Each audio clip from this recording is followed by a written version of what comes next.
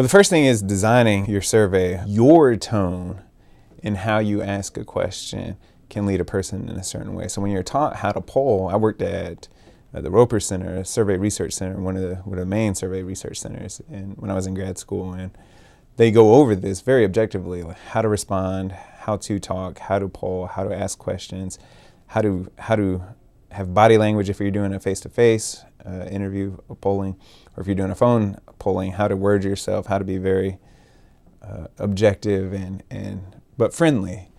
But still, I can say this from experience. When you ask a question, of course, your subjectivity comes into play. And when you engage in conversation with somebody, that can also affect how they're going to answer the following questions, if they follow through at all. So some surveys, some polling can last 10, 15, 20 minutes. And at the end, people aren't listening, they're just answering. And so you really can't tell if they're fully answering the way they actually feel. Often, and this is something that polling can't take account for either, people don't really understand the questions. So the way you phrase a question can really affect how somebody answers it. And if they don't know what you mean, they don't tell you they don't know what they mean because they don't want to seem stupid. And so they just answer what they think you're looking for. So pollsters try to avoid this or get around this by asking the same question in different ways throughout a survey, throughout a poll. First of all, we think right now that about 90% of all polls were wrong. They didn't pay attention to potential voters that usually haven't voted. They ignored the rural population to their detriment. They did not think the rural population was going to come out.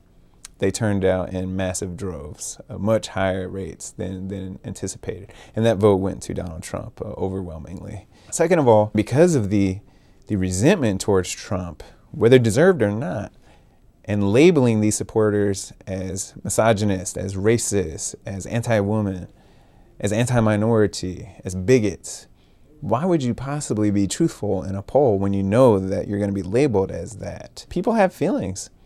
And these polls, I don't think, they did not understand or take into account the human element. Importantly, the final part of this is we change our minds.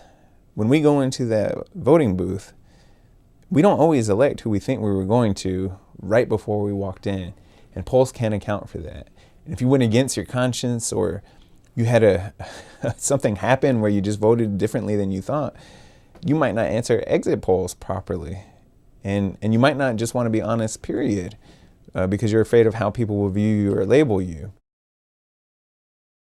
What pollsters and political scientists need to understand is that we have to approach polls and humans from not just the social science perspective, so not just the science part of political science, but the politics part, the human part, the humanities part, the part from liberal education, the liberal arts education, from a philosophical part. We have to understand the complexities of human nature.